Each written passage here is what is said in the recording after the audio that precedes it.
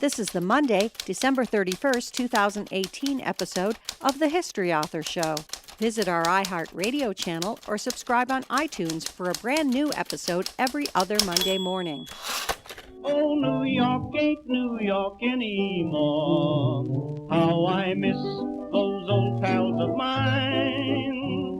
The sawdust is gone from the floor where we harmonize sweet Adeline. On the east side, west side, things ain't like before. There are tears in the eyes of the regular guys. Oh, New York ain't New York anymore. Hello, history lovers, and welcome. I'm your host, Dean Karayanis, and this is the History Author Show on iHeartRadio. In this episode, our time machine travels back to a 2-mile sliver of land in New York City's East River. The Lenape tribe called it Minnehannock. The Dutch knew it as Hog Island, back when the city was New Amsterdam, before the arrival of the English. And it more recently bore the name Welfare Island, before finally adopting Franklin Delano Roosevelt's handle in 1971.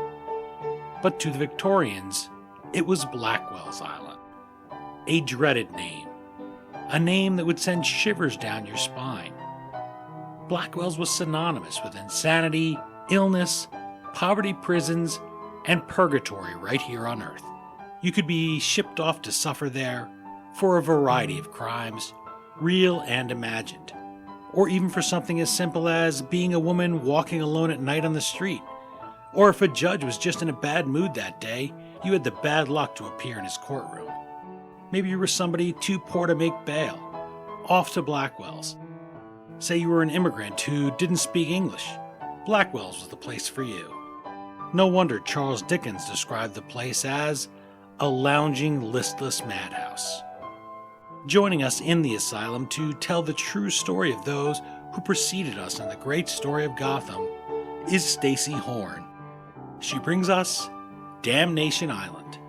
Poor, sick, mad, and criminal in 19th century New York. Tens of thousands lived and died on Blackwell's Island, but they've fallen out of the city's memory. The asylums where they breathed their last breaths on Earth, erased by apartment complexes, the Roosevelt Island tramway, where you may have seen Spider-Man bouncing around, and just the march of time. Stacy Horn's book is the first contemporary investigative account of life on Blackwell's, which she delivers by digging into the records of reformers, reporters, and journalists like the intrepid Nellie Bly. Stacy is the author of 5 nonfiction books, including Imperfect Harmony. She's the founder of the social network Echo, and you've heard her commentaries on NPR's All Things Considered. She lives where else? In New York City. Stacy proudly declares among her credentials, cat butler. Not surprisingly, Stacy works at the ASPCA in New York City, and when I found that out, not only did I have to have her on the show, but it made me feel a little bit envious and also nostalgic, because I used to work at the Animal Medical Center over on the east side of Manhattan, where I'd look out my window and see, you guessed it, the Roosevelt Island tramway and the former Blackwell's Island just beyond the East River. Find our guest online or feline at stacyhorn.com or at Stacy Horn on Twitter. Okay, now that we've gotten our smallpox inoculation, let's join Stacy Horn and board the East River Ferry for Damnation Island.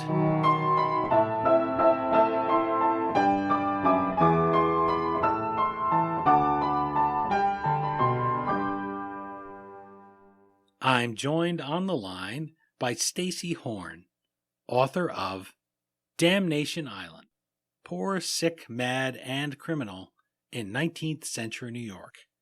Thank you so much for making the time to chat with the History Author Show. Thank you so much for inviting me. Well, I picked up Damnation Island and it drew me in right away as a really well done piece of nonfiction. It wasn't something that was sensationalized, even though there are many sensational stories that dominated the press at the time. It's also not salacious at all. You have really the perfect note, pitch perfect, of capturing this and not condescending to the past, not leering here at people who are really at their worst, really suffering. You went out there, you found a piece of history, an untold story, and you kept digging like a miner. What was your first moment where you had that passion, you started reading about Blackwell's Island, and then you decided you're going to work at it and you're going to produce what I guess is your fifth book right here in Damnation Island? I still can't believe I got to write this book.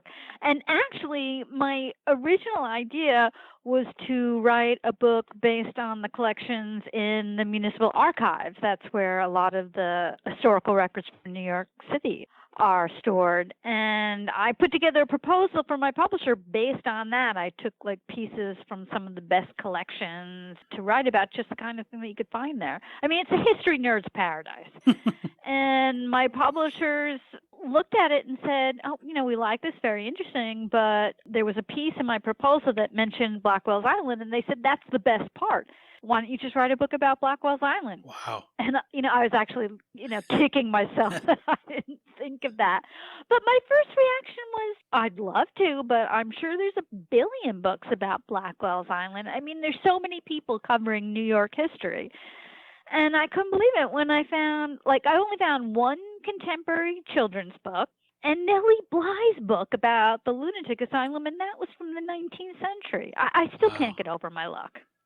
It is amazing. You said that you couldn't believe you get to write it, and I thought, I can't believe you had to write it. It is one of those things where, hey, there it is, waiting in plain sight. It's a big sliver there. Everybody knows it's not as if it's been completely paved over. There's still remnants of it. You see when you drive down the FDR Drive, you spot it. It's still there. It's used in movies like Spider-Man.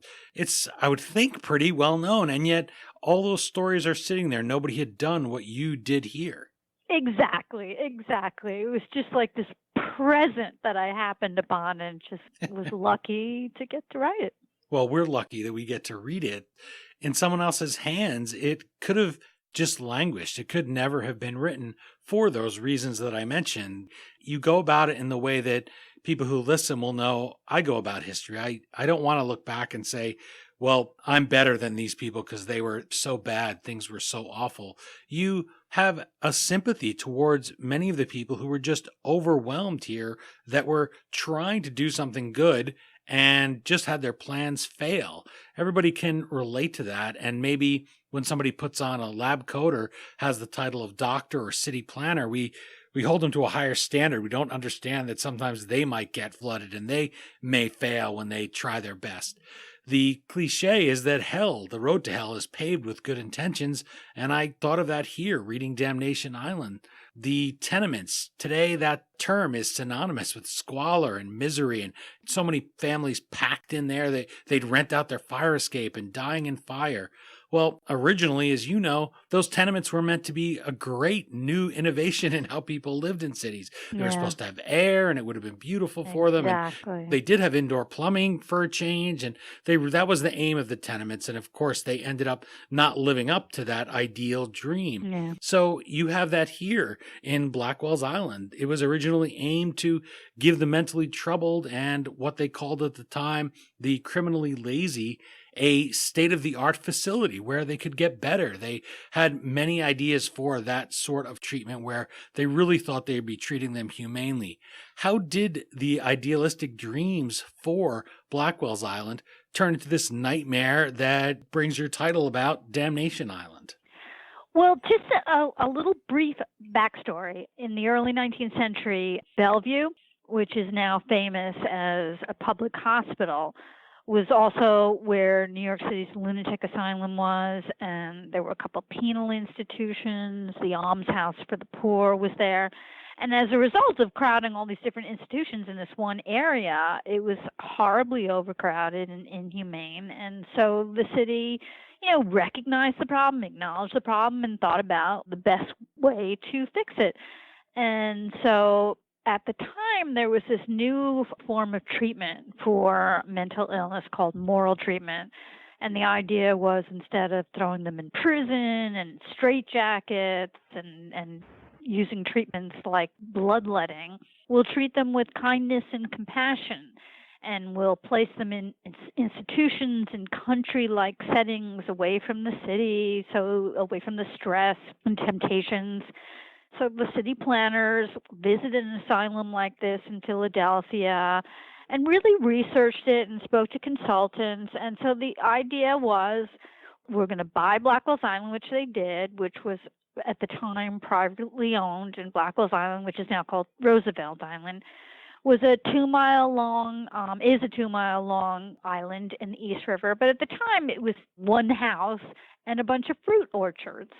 So to them, they were going to build replacement institutions on the island, and it was going to be sending these people to the country, to a sanctuary, and we would heal them if they were sick, reform them if they lost their way and committed crimes, and everyone would get better, and they would come back to the city in better condition.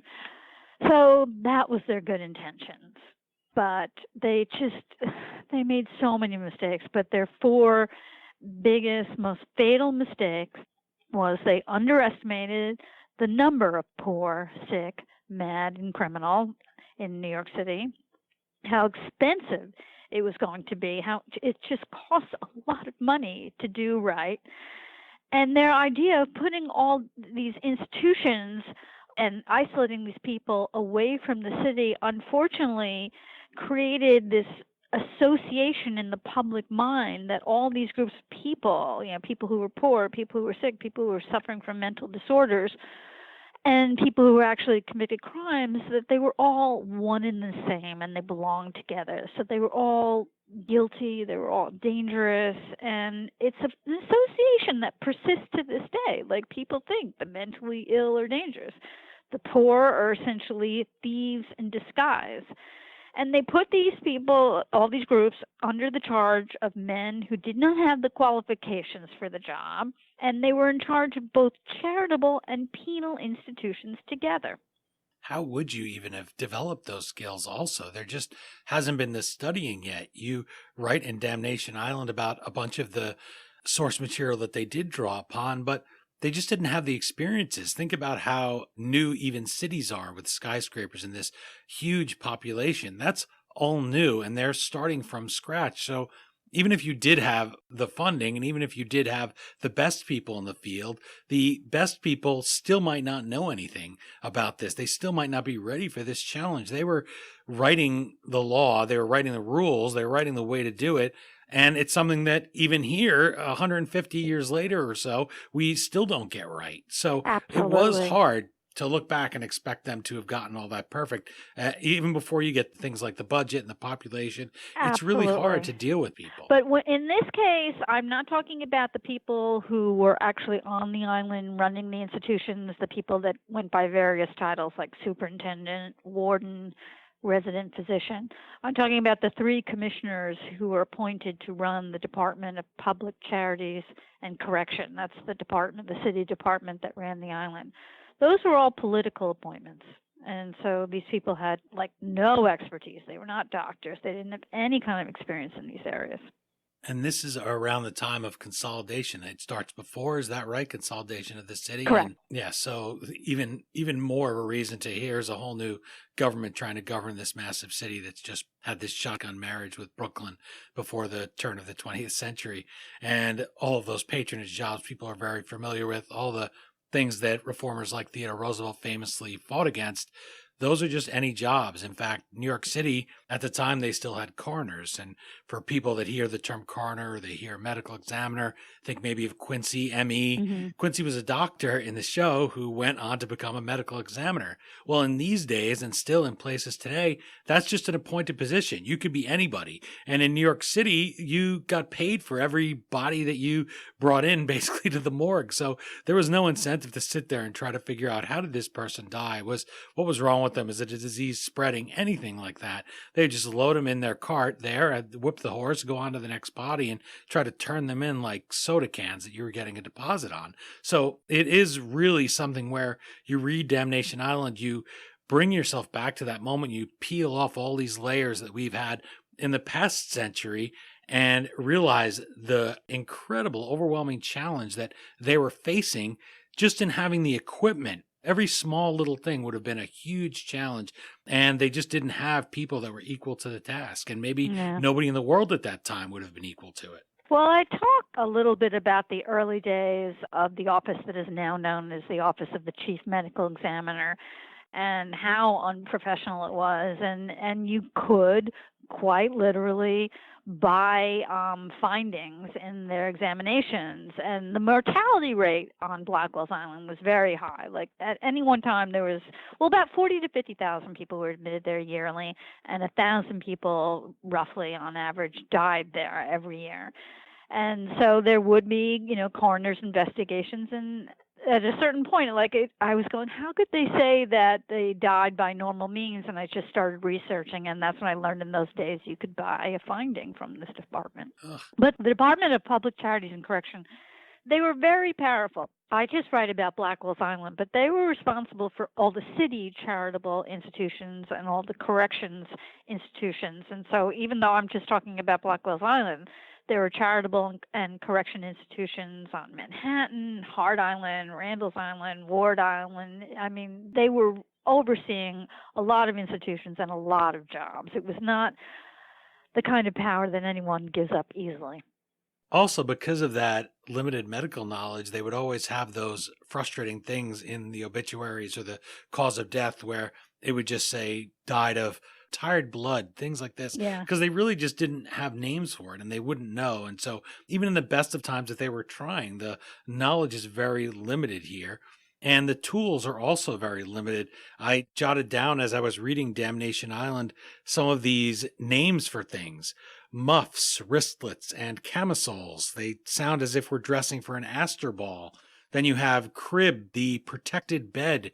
Oh, that sounds like something I'd like to sleep in, right? Gives the impression of a good night's sleep, maybe Yeah. where older people will have that little bar there so you don't fall out of bed in the middle of the night. Those things all sound just fine, if not pleasant. How did those euphemisms not only conceal the horrors of the asylums, but also numb the people responsible for oversight who would hear about those and would get that misimpression that, oh, well, you're just sleeping in a protective bed. It must be fine. So how did all of those things play in Yeah. where they invent language because the real language either sounded too harsh or just didn't exist at the time for these tools they're using? Yeah. The names that you mentioned were all euphemisms for handcuffs and straitjackets, essentially. But the crib, that was the most horrible. It is essentially a crib. The only difference is, even in a children's crib, there's like a large distance between the child and the top of the crib. And these cribs for the people on the lunatic asylum, the top of the crib, which was locked down over them, was just a few inches from their face. So they had no room to move. And the most amazing thing I read, there was a Senate investigation, which I write about in the book, in 1880, and there was a committee that was assigned to investigate abuses in asylums, and they interviewed one of the men overseeing the lunatic asylum about cribs and how could you use them? They're so inhumane. And the doctor insists that they are not inhumane and they're not so bad, and he's actually trying to build even more. And the senator is he's just like, you can't be serious. And he suggests, well, if you really think that, why don't you spend one night in a crib and let me know how bad it is? And the doctor says, oh, I would. And he said, no, really, do it. With the top locked down, just like a patient would, and then get back to me. And there's a doctor, a noted neurologist, which he was called an alienist at the time, described how an excitable person will squirm in it like a squirrel. And I read that, and it just killed me. But one of the things about moral treatment was there were supposed to be almost no restraints. It was only supposed to be used in cases where the person was just so violent that they would hurt themselves or other people.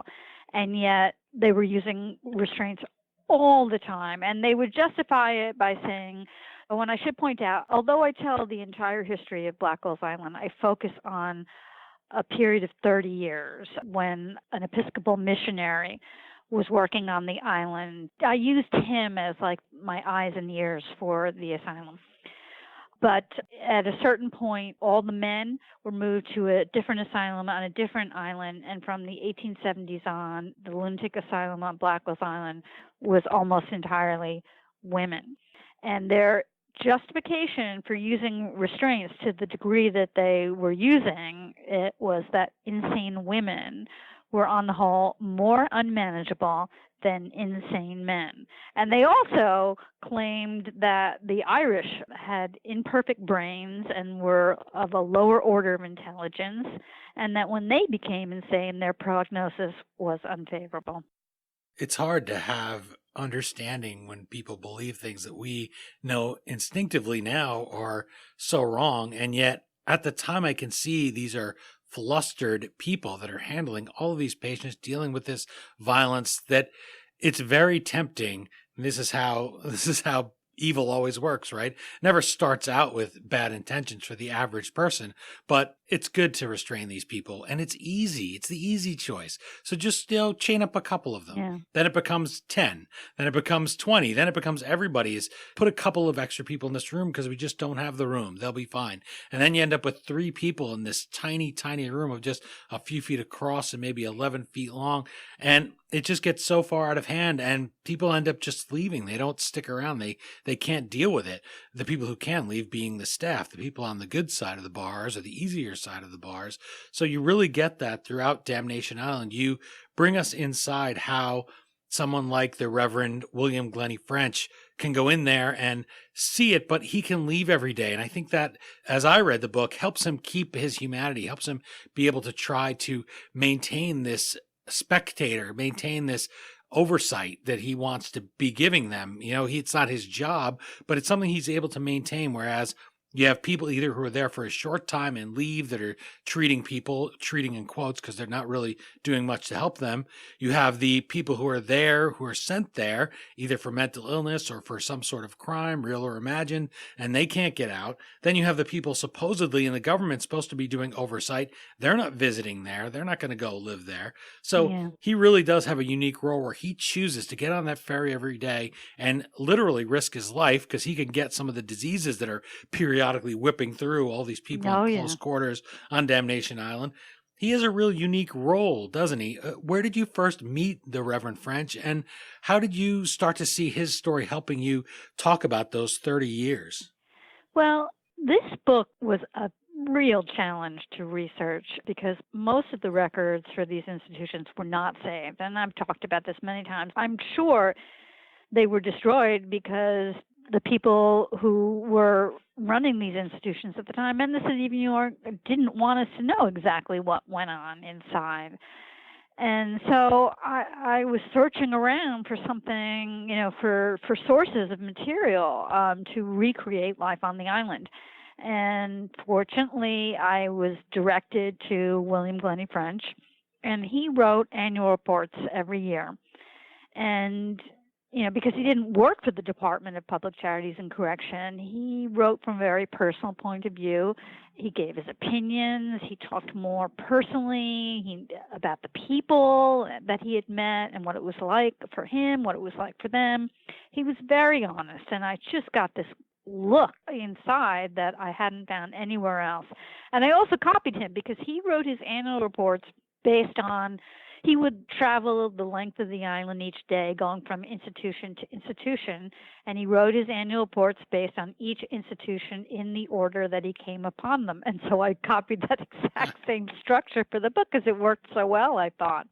But I loved the Reverend French. He was just such a kind, decent man, and he had such limited power to help, and he would talk about that, and I just felt for him, like it killed him that he couldn't do more. And I just imagine what that must have felt like every day to go to that island to see what he must have seen and to be so limited on what he could do to actually help it. And he ended up like he would always carry around in his pockets fruit and candy, just simple little not plastic, obviously, little bags of fruit and candy, which he would hand out to the people that he came upon, or he would bring paper and stamps so they could write letters to their family, or write letters to try to get jobs for when they got out.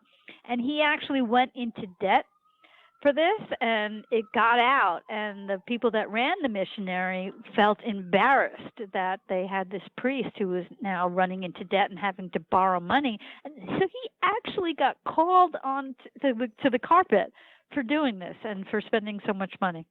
He also would bring them the foreign language periodicals and books and things to read, the people that were there that couldn't speak English, couldn't read English, and he found all the little ways he could. And what a great role model that here's somebody who I can do a little bit. He can't change the whole place. He can't save everybody, but he can give them the moment it takes for that sugar candy to dissolve in somebody's mouth. He can give them that little bit of joy, and that's what he's going to do. And he also impresses upon the people that work there that he's there to help and not there to threaten them when he's going there day to day. They give him so much access. It's really amazing, especially considering later they get a little tick that he's been given a key and he's gone all around, and some people start to feel a little bit betrayed by that. But he goes wherever he can and he does what he can over that course of his life, even at risk to himself, even when it costs him money. I thought he was a really inspiring figure. I was glad to meet him here in the book, because when you read a book like Damnation Island, it's so easy to start screaming at the pages and say, somebody do something, somebody take charge, somebody do your job better or do your job at all. Somebody somehow see the wider picture. It's not fair to the people in the moment because they couldn't see the whole picture. And the Reverend French comes about as close as anybody does to having that wide panoramic view from outside the bars and yet inside the asylums. There's another person we meet here in Damnation Island, and that's Sister Mary Stanislaus. She gives us the view from inside. She's a very sympathetic woman, somebody we'd probably just call eccentric today, and yet she ends up there in the asylum. What does the story of the woman they called the lunatic nun in the press tell us about the overall experience of people who did have bad luck, who were wrongfully incarcerated, or who really didn't belong there? Well, I picked her story because I did think it really did illustrate, how one gets committed and what it was like inside and how hard it was to get out. And she was a genuinely difficult, eccentric woman. She certainly wasn't crazy. But being difficult and eccentric was all you needed to commit a woman in the 19th century. It was tough. I read conflicting accounts of what she said. Different doctors would have opposing testimony, but ultimately I was convinced. Well, I came across a number of sources. One of them was I started researching the Sisters of Charity, the order that she came from. And it turns out she came from Canada. She was from Ireland, moved to New York, and a bishop in Canada recruited a bunch of women in New York to help him start Sisters of Charity in Canada. And there was a wonderful archivist from the Sisters of Charity who found and sent me all these letters that were written about Sister Mary at the time. And they were talking about how difficult she was to work with, but she wasn't crazy. And I also came across court records and read different testimonies about her, but the most convincing actually were from the people, nurses and attendants, who had to oversee her and work with her and care for her. And they said they never saw anything to suggest that she was crazy. And those are people that she would have been, the least guarded with. Like, she would be trying to appear as sane as humanly possible whenever she was around a doctor.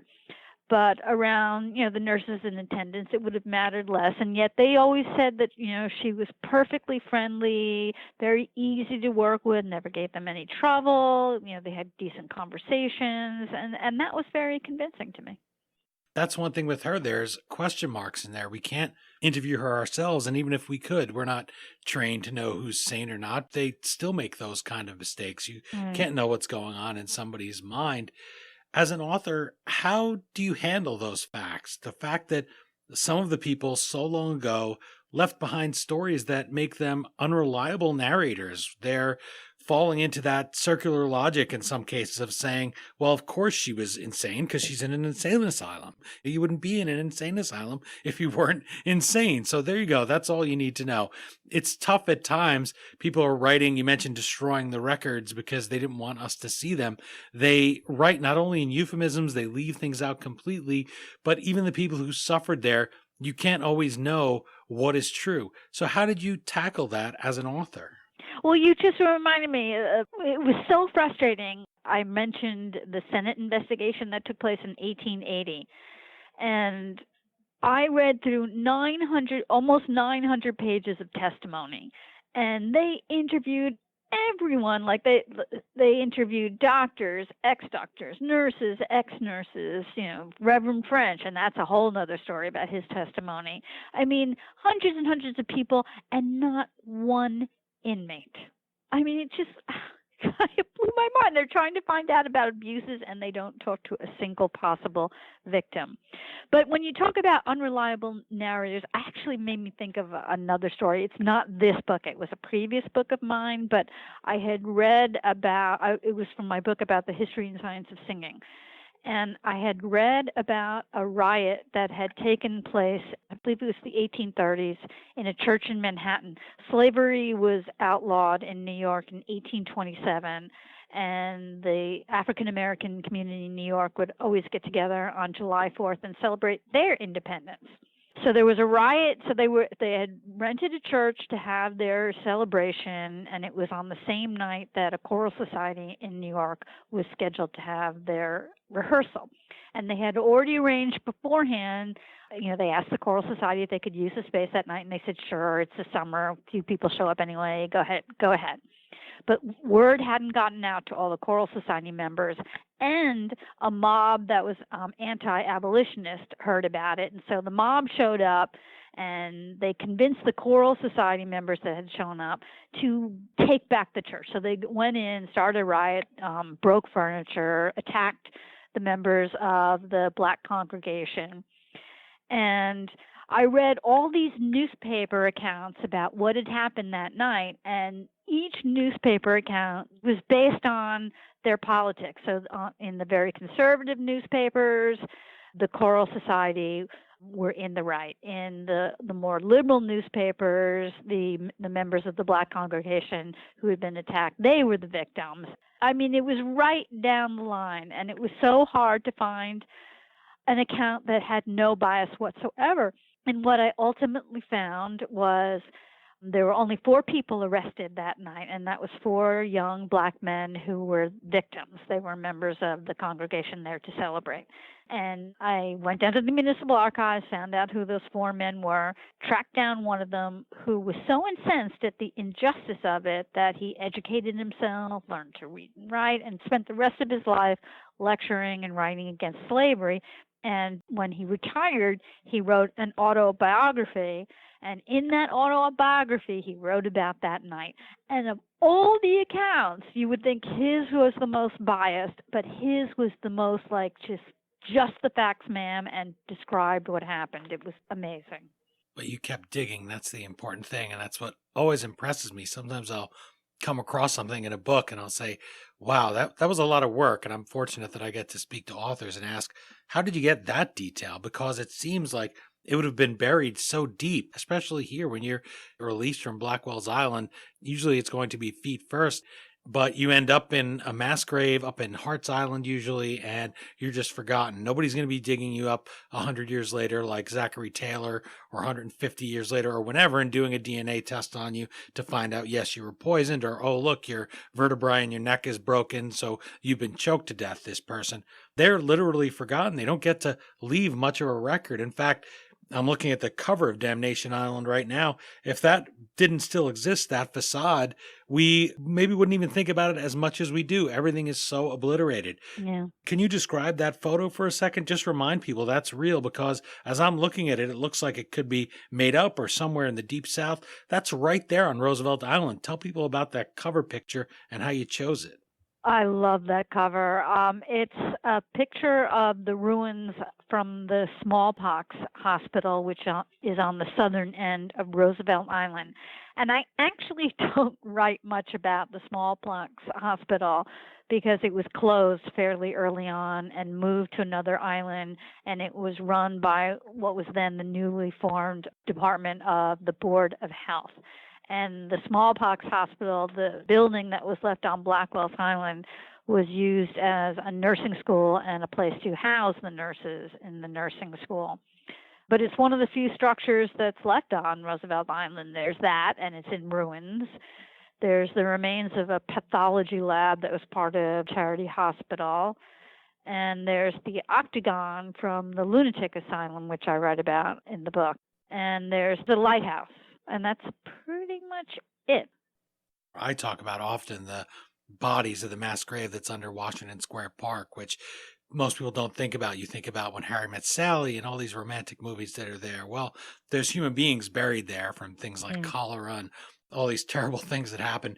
We're literally living on the graves, not just figuratively, but literally in some cases, of the people that lived in New York and thrived and suffered in many cases, but they were real human beings. So I like to be able to remember them. And I love the cover of the book because in this day of digital animation, people could assume that's just something that somebody pulled out of Getty Images or AP, out of the generic photos that are just stock photography. But that's really there, and it looks very spooky, and it looks foreboding, though. Again, it's not anything that exploits the people that suffered.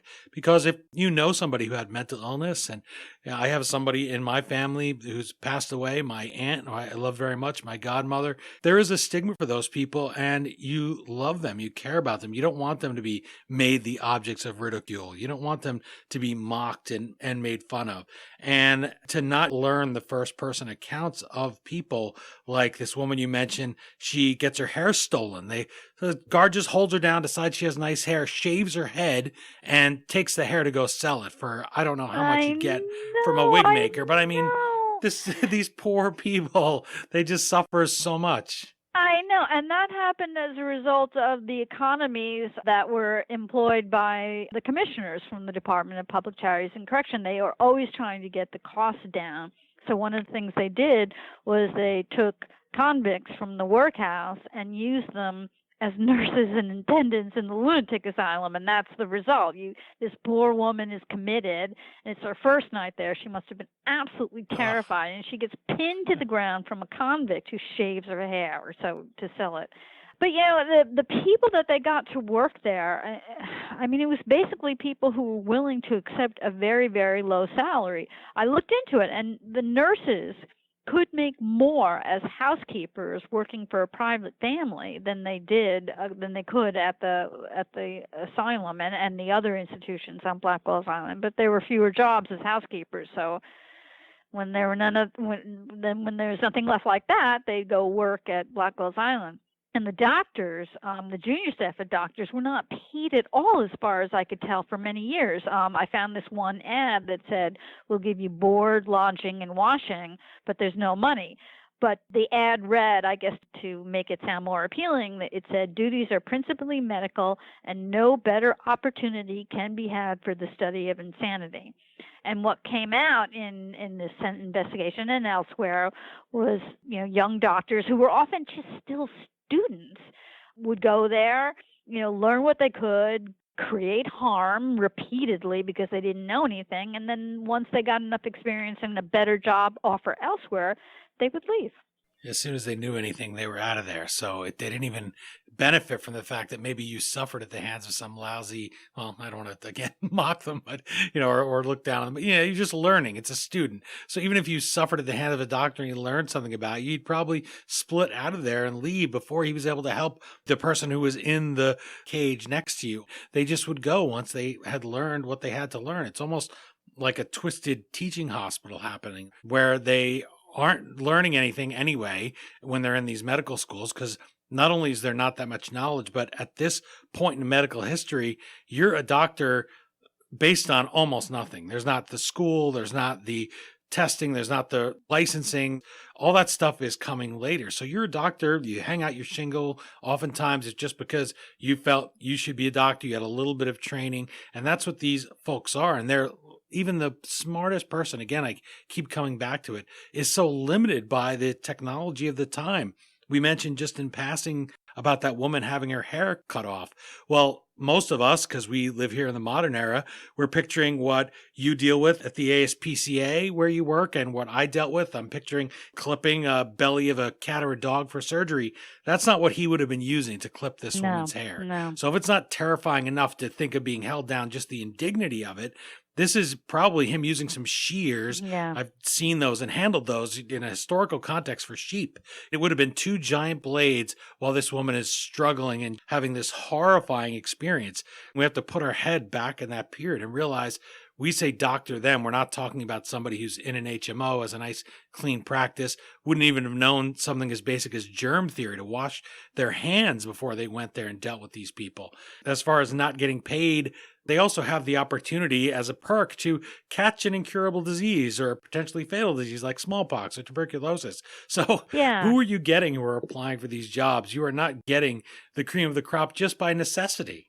Yeah, it was not a great job. It was after I wrote the book, but I read this very enlightening article. It was in the Times, and it was, I believe, from the 70s, but it was written about what was then called the mental institution, and that had a ward for violent and criminal offenders who were deemed mentally ill. And it was talking about the attendants, and you always think of like attendants as being cruel, like One Flew Over the Cuckoo's Nest kind of scenario. But I read these attendants talking about how scared they were all the time because they were locked in these wards with patients who were often violent and given no tools or training to deal with it. And they were often hurt and hospitalized as a result of altercations with the patients. And so this one man that they were interviewing said they started smuggling in weapons to defend themselves, not guns, but like batons, so that they could hit back with more effectiveness. And they said, we know how this sounds, but we were fighting for our lives. And I know we sometimes hear that about guards on Rikers, and we know that it's not entirely true. But in this case, I don't know, something about the way he said it, I believed him. I believed that it could be that horrible and that they really were left alone and not given the proper support to deal with this in a better way. So in the 19th century, it must have been unimaginable. You're enjoying my chat with Stacy Horn about her book, Damnation Island, Poor, Sick, Mad, and Criminal in 19th Century New York. You can find her online at stacyhorn.com or follow her at Stacy Horn on Twitter. Lori Gwen Shapiro, who we interviewed about her book, The Stowaway, A Young Man's Extraordinary Adventure to Antarctica, calls Damnation Island, quote, a riveting, character-driven dive into 19th century New York and the extraordinary history of Blackwell's Island. Stacy, I love Lori's description of Damnation Island as character-driven because it's so easy to forget the humanity of individuals within that sea of tormented, nameless faces that are trudging through the various asylums. They get off the ferry and we may never see their name in the historical record again. They just disappear from the records. In your research, were there any people like, for example, that woman we talked about having her head shaved, or people like that who maybe there was just a brief line or passage about their story and you didn't get a name and you really wished that you could have found out what became of that person? Did they make it or did they end up on Hart's Island? Oh, God, there were so many. For instance, I put together a list of every woman that had died at the lunatic asylum the year preceding the Senate investigation that I wrote about. For instance, there was a woman, Emma Morrison, I believe. I could be remembering wrong. But she was committed to the lunatic asylum and she was pregnant. And what they did was one night they put her in a straitjacket and they threw her into solitary. And I guess they forgot about her. But she ended up giving birth in solitary alone in a straitjacket. So I tried to find out what happened to her, what happened to her baby. I couldn't find anything. But, I mean, there's endless stories. I found this story of a woman named Betsy Hendrix, and I'm trying to figure out how I can phrase this, but she was arrested one night with a man for participating in oral sex. And she was sentenced to 5 years in the penitentiary for that, and he was sent home. And so I tried to find out what happened to her. I couldn't find out. There was a matron at the penitentiary who was just a terrible, terrible woman. I mentioned her briefly because Emma Goldman, the anarchist who spent 10 months in the penitentiary, mentions her. And I was able to find out some, but not a lot. And then there was, so she was like the bad matron, and then there was this really good matron. I wrote about this warden, Reverend William Stocking, who took over the workhouse, and he hired this woman, Sarah Holt, who I'm sure he imagined that she was going to be like his partner in reform, and she would take over the women's side and spearhead change, and he would introduce reform on the men's side.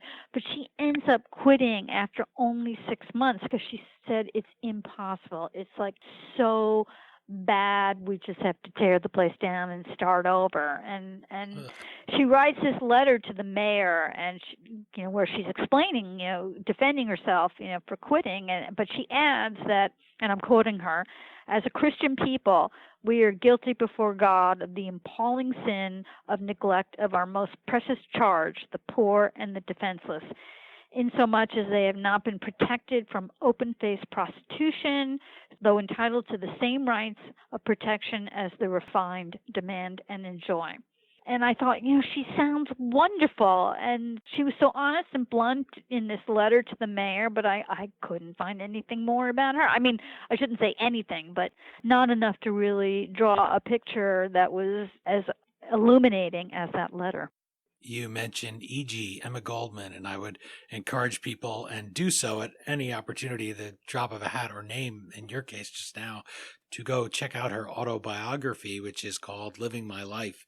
And you get a real honest view. You were talking about that African-American gentleman and how honest his autobiography was. And she's much the same. And you get to those points where she ends up in Blackwell's, and she decides, because there's a big epidemic there, she says, I'll help. And she ends up getting a certificate as a nurse. She had a really varied life, and it always bugs me a little bit in movies like Reds, for instance, or in plays like Ragtime or the Sondheim play Assassins. They always cast her as this frumpy, late middle-aged woman who's really angry all the time. And I was looking back in old newspaper archives one time, and Maureen Stapleton played her in Reds, and she said she was just such a joyless, humorless woman. And I said, well, did you actually read her autobiography? I took up for her, even though she's this anarchist with a lot of really extreme views. She's such an honest person, and she fights, she goes and tells Lenin off and says, hey, you're having mass graves, you're murdering people, and you're killing, and this is not the revolution that we fought for, that I thought we were fighting for, and risks her life to escape the Soviet Union and tell people. And her friends aren't too happy. Lenin tells her flat out, you have to break some eggs, meaning human beings, to make an omelet. And there are those precious voices that you get from back then where they are honest. There's such a thing, I think, as writing for history on something like what's happening at Blackwell's Island, and there's writing to be heard by history. Like Winston Churchill said, of course history is going to be kind to me. I intend to write it. Many people do write that way, and you were able to go back into this grim subject matter, often grim, and get some of those stories that are not just dark, but then often can inspire you, like the story of Sister Mary. We mentioned her, but she dies in a noble way. It's a tough way, but she dies sacrificing herself for a child. She saves a child. And as I read that, I said, if that's crazy, let's have more crazy. Yeah. If that's somebody who gets sent here to Blackwell's Island, I was glad that I met her in Damnation Island, and that we can talk about her and remember her name, and the people who struggled too. It's easy to look and say, these backwards, cruel Victorians, they didn't know anything, and we're so much better today. Well, gosh, what are the mistakes we're making right now? What are the things that we are doing wrong? Do we ever really take a moment to go and think about how people are being treated in these public institutions in our name that we're funding? Because the taxpayers at the time would have been just like we are today, feel that things are wasted. And we say, really, you're going to spend money on man, people that are in a lunatic asylum, people that have problems, and people that are prisoners. It's so easy to strip away that humanity from them and for us to condescend and say, well, the Victorians didn't know what they were doing, but heck, we have iPhones now, so we do everything right. In Damnation Island, you talk about that, about the things we can take from your story to pick up the mantle here, to stand on the shoulders of the people who made mistakes and learn from those mistakes. What are some of those things that you think we still don't do quite right and that we can do better just as citizens confronting these things that are happening now in our world? Well, that's why I find it hard to condemn them as I was researching and writing about them, because like every day in my Twitter feed, I read about some terrible thing that's happening in our country or around the world. And what am I doing about it? You mentioned, that many of them were backward, and they were to a certain extent, but, they certainly could see right from wrong. And I even have some of the prison wardens talking about how terrible it was and how unjust it was. And I quote this one warden who says in his annual report, he's basically saying to his bosses and everyone in the city, government who reads these things, he said, I couldn't help but notice, and I'm paraphrasing, that you only send poor criminals to me. And we all know the wealthy commit crime, so what's going on here? And he says, it tells me that the wealthy can evade the law and its punishments. And it's the same today. I mean, if you look at who's going to jail, the criminal justice system is just evolved to incarcerate lower income people for the smallest offense, whereas affluent people can commit financial crimes with devastating results and never go to trial, never go to prison. Think about just the idea of a fine. That's already the state. And I've mentioned Emma Goldman, so I guess I'm channeling a little bit of the anarchist, super free person in me. But the mere fact is that you have a fine because the state gets to take that money. If you get fined for something simple like taking someone's parking spot or defrauding them, that money doesn't go back to that person, right? It goes into the state coffers. So that's one reason it's good to look back in the past, because I think it does give us hope for the future. Even as we struggle with the things we do see going on in our world, we could say, we found a way through it before. It's not a time to do what so many people did on Blackwell's Island, people that we meet just passing through your story in Damnation Island, and walk away and say, well, what can I do? I just have to find my little piece of the world and I can't help. Do some little thing, I guess, would be what I took away from Damnation Island, even if it's just to carry some candy in your pocket and give it to somebody who's suffering. However, whatever form that might take, you learn that from this book, because these were real human beings that suffered, and people did go and do things like Nellie Bly did and go there and say, I'm going to find out what this life is really like so that I can bring some attention to it. And I always looked at her story, for people will learn reading Damnation Island, but she goes, Nellie Bly being the pen name of this intrepid reporter, Elizabeth Cochran, she goes there, and the part of this story that always struck me was not that she goes there to suffer, not that she knows what's going to happen to her to some extent, but that the only person that knows is her editor. And I always thought, what if the editor gets hit by a streetcar, which happened often then? People used to sit there at Union Square Park and take bets on if people were going to get hit as they went across in front of the trolley, right? In Manhattan, this period of the Gilded Age anyway. And so I thought, this is an amazing thing that she does, to just put herself so completely on the line, because if she somehow can't get out of there, it's going to be, well, you're crazy. You must be crazy because you're here. You're in Blackwell's Island. Why else would you be here otherwise? Talk for a moment about what people will learn about Nellie Bly's story in Damnation Island and how that inspires you, maybe on the journalist side, or maybe inspires other people who are listening to get away from the Twitter feed. And remember that that's part of your job, is to go there, put yourself a little bit at risk to get the story and tell the outside world what's going on when we don't know. I doubt that I would have the courage to do what Nellie Bly did, because she wasn't just putting herself at risk. She really was putting her life on the line. It was that dangerous. She originally planned to get committed and to be put in one of two buildings that were known as the Retreat or the Lodge.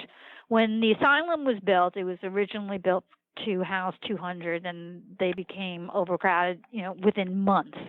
So they started building additional structures, and these were two of the most infamous. This is where they put the most violent patients. They were also the most notorious. The lunatic asylum and the problems and the abuses there were an open secret. That's why she was going to report undercover. And so her plan was to go in the retreat in the lodge, but they put her in what was called Hall 6. The main asylum is where the patients who were in the best condition were put. And within the main asylum, there were two halls where the absolute most presentable patients were. Hall 3, that's where Reverend French had built a chapel, which I wrote about in the book, and Hall 6. And Nellie Bly was put in Hall 6. So if you read her book, she's writing about abuses. She's writing about patients who died as a result of these abuses. And this is in the nicest part of the asylum. So when she got there and saw just how bad it was in Hall 6, she changed her plan and said, no way am I going into the retreat or the lodge. I could be killed. And she was absolutely right. I talk about a murder in the book, and more than one murder that took place in those buildings. So I admire her tremendously. It's an incredible effort that she makes on behalf of people she doesn't know. She probably wouldn't want to sit down with most of them in these parts of the asylum. Who would? That's the thing. These are they call them the untouchables, right? People that have leprosy and that you just didn't want to go near because you feared for your own life. And often we just don't care what happens to them, right? This is the thing with prison riots. George Wallace, the African-American comedian, he says, why do we stop prison riots? He has a bit on it. I'm going to stab my cellmate if you don't give me cable. He makes very light of it, and he's a real funny guy, but that is because that plays off of that idea where once you get that number and take away your name, to quote the song lyrics, you are forgotten. You are just left behind, and this place, Blackwell's Island, had so much promise that it was easy to believe in it. It's easy to believe in that real optimism of the Gilded Age and that feeling that they could do anything after they have that big panic, and this idea that the Civil War is won, the country is united, and now Americans can find a new way in the new world to help these people who are mentally ill, to help them live better lives, return to society.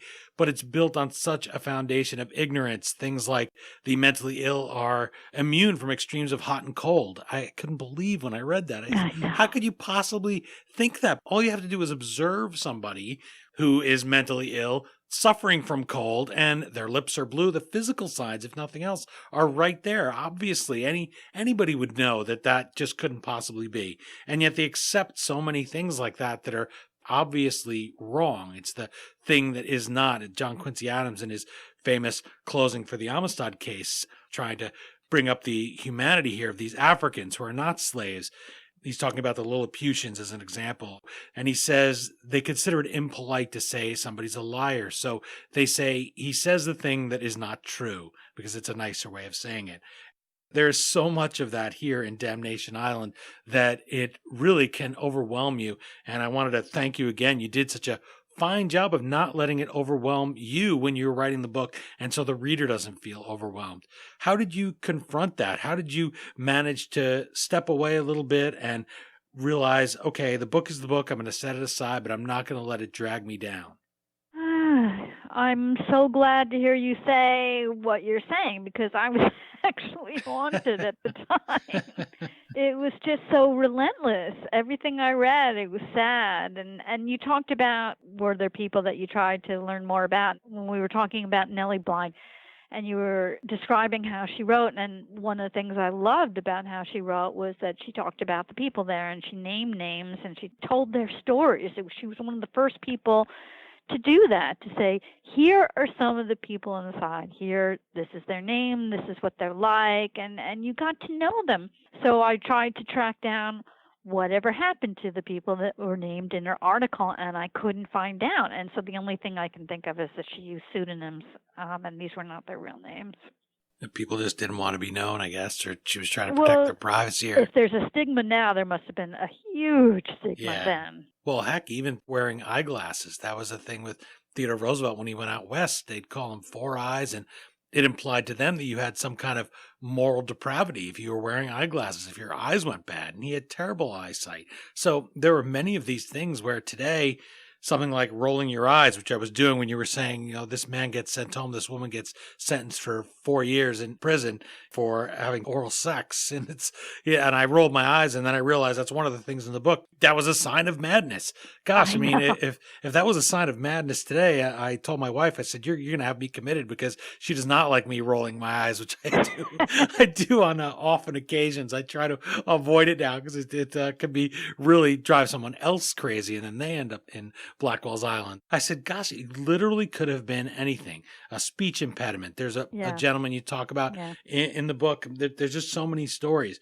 But there's one gentleman, and he ends up in Blackwell's Island, and he just has a disability, and he gets a little lost, and they end up throwing him there, and his family can't find him. Yeah. And remember the limitations on communication at the time? Yeah. It's an amazing story of these New Yorkers who lived where we live now before us and had a really hard go of it, and their suffering made our city a better place. So hopefully today we can look back on that and learn from it. That's what I would like to take from it. I don't want all of that suffering and all the rough things they went through to be for nothing.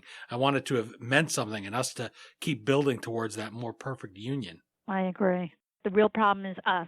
For centuries now, we have been repeating accepted wisdom about the poor, the criminal, and the mentally ill without truly educating ourselves about the true state of affairs and what is going on with these different groups of people. So the one thing we can do is just forget what you think things are like or what these people are like, and make an effort to find out what it's really like. Let's not keep repeating these same mistakes.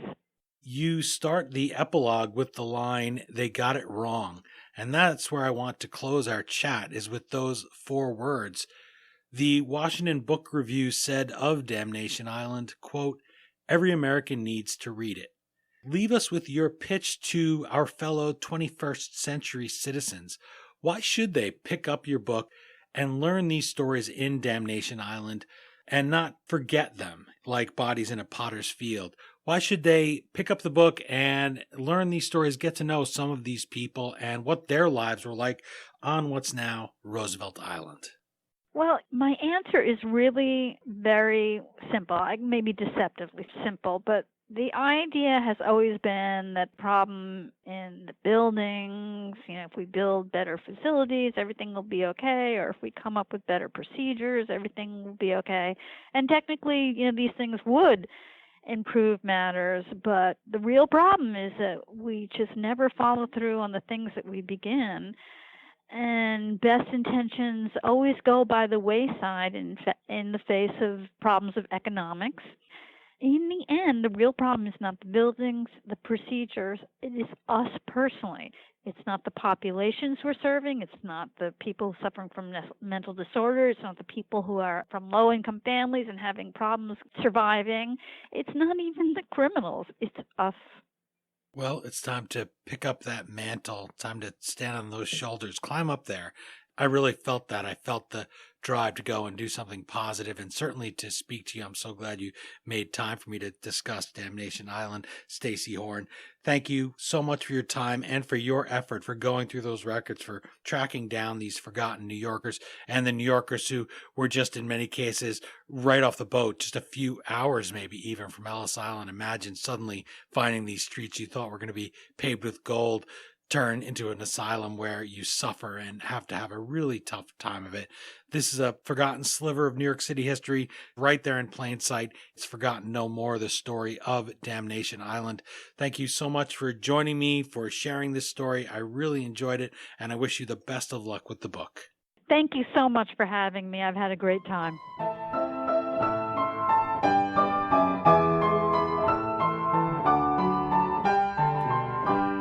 Again, the book is Damnation Island, Poor, Sick, Mad, and Criminal in 19th Century New York. As always, you can find the Amazon link to purchase your copy at historyauthor.com. And we hope you will click through there, or even navigate via the Amazon banner on our homepage the next time you purchase anything from Amazon. You go to historyauthor.com. That banner takes you through to Amazon, and Amazon.com gives us a small portion of every dollar you spend at no additional charge in your shopping cart. For just those few extra taps of your finger, you can help us keep the flux capacitor on our time machine humming like usual. I want to thank Stacy Horn for joining us. She did a real service to history by resurrecting the dark stories buried far below the Roosevelt Island tram. And by remembering those people, maybe we can be better people ourselves. Visit her online at stacyhorn.com or at Stacy Horn on Twitter. And while you're at it, let us know what you think of the book and the interview on Twitter at HistoryDean, Facebook.com/HistoryAuthor, or our Instagram page, where we're going to share a few pictures of Blackwell's once we air this episode. That's it for this installment of the History Author Show. I hope you'll join us for our next all-new interview right here on iHeartRadio.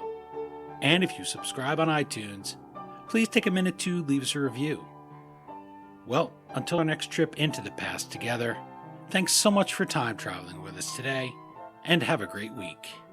We still call it Broadway, but what's in a name?